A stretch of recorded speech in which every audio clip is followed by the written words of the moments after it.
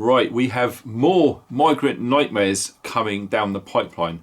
Now, there does appear to be a swing from hotels into M.O.D sites or their other. Okay, so there's some information coming out now. This is hot off the press. We got a place called Wethersfield, and they're going to be turning it into asylum centre, migrant centre.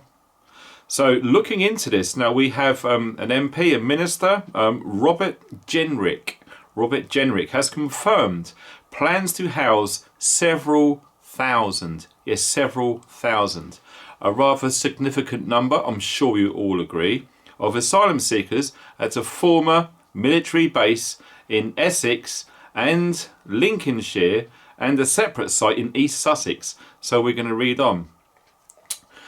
I'm just going to convert the word because migrant seems more accurate. Okay, migrants will be housed in disused military bases, ferries and barges under government plans to reduce the spending on the hotels. Now, when you hear that, it does make you think that all of this is part of a big game. Problem, reaction, solution. There's a problem. There is a reaction and they've already got the solution. So it seems to be that this was the plan all along. Okay, get loads of these fighting age males between 20 and 40 years old to literally destroy local communities by embedding them into hotels, expecting a public outcry, which there is. And they've already had the solution, which is to move them into military bases, which was probably part of the plan all along. So reread on. Mr. Jenrick confirmed RAF Wethersfield in Essex and RAF Scampton, which we've talked about earlier, in Lincolnshire will house migrants despite threats of judicial changes from the Tory government in these key areas. A separate site on private land called Bexhill in East Sussex will also be used. Mr. Jenrick told the Commons today the government is announcing the first arrangement of sites which will be set up to provide basic accommodation at scale. It comes as the immigration minister tries to reduce to £6.8 million a day, which incidentally we are paying for. The government says it spends on hotel accommodations. I would like to guess that it is a lot more than that publicly declared figure, like most of the statistics that government and government think tanks announce publicly. That's just my own personal view. Let me know in the comments if you agree or disagree with my thought process there. Charities said the proposed accommodation is grossly inadequate, I totally agree, to house people who have fled war. Really? Okay. A Conservative council is preparing legal action against the use for one airfield. I would say that that's Scampton. I recently done a video about that. If you have not seen that, I will stick the image of that video right at the end of this one. So as soon as this video is about to finish, you will see that come up there. Just tap or click onto that and it will take you straight into that video about where the dam busters was using. Okay, that is absolutely massively of historical importance to the United Kingdom, moreover England. So reread on. Foreign Secretary and Braintree MP James Cleverly also criticised the proposed use of a base in his Essex constituency. On social media, he said, I highlighted the remote nature of the site, the limited transport infrastructure and narrow road network, that these factors would mean the site wasn't appropriate for asylum accommodation. Sources also downplayed the likelihood of barges and ferries being used soon, basically, saying that none have been purchased yet, but they are obviously in the pipeline like we've read about earlier. The Refugee Council said it was deeply concerned by the plans, saying that the suggested accommodation is entirely unsuitable to the needs of migrants, or they say asylum seekers. Okay, so we look at this one as well. This is from Enver Solomon, the charity's chief executive.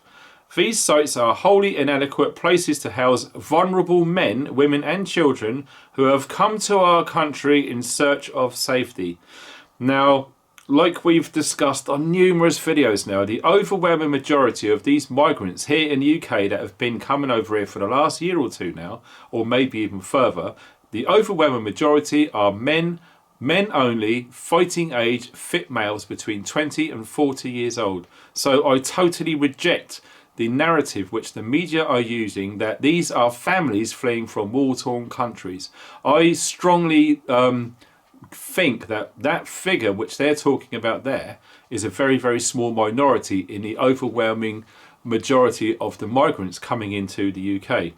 We must ensure that people fleeing war, conflict and persecution can access safe, dignified and appropriate accommodations while in the UK asylum system. This is a smokescreen, I absolutely know it. They are also unworkable and yet cost and more chaos to... Fucking hell, who says this? 3, 2, 1, action. In quote, they are also unworkable and will add yet more cost and chaos to the system. I agree with that. Braintree Council said that it is preparing to apply to the High Court for an interim injunction. We would expect such an application would be heard within 7 days, and we expect the matter to be heard by the High Court before any asylum seekers are occupied on this site. This is breaking news, so we do have 7 days from today. The news was also criticised by local campaigners SWAP, SWAP, who held a demo at the weekend. The site in Wethersfield had also been eyed up by the Ministry of Justice as a potential location to build 2 new prisons. Yes, we spoke about these prisons, moreover smart prisons, which are currently in the process right now here in the UK. I believe there was 7 of these mega smart prisons, okay? No planning application has been submitted for the project.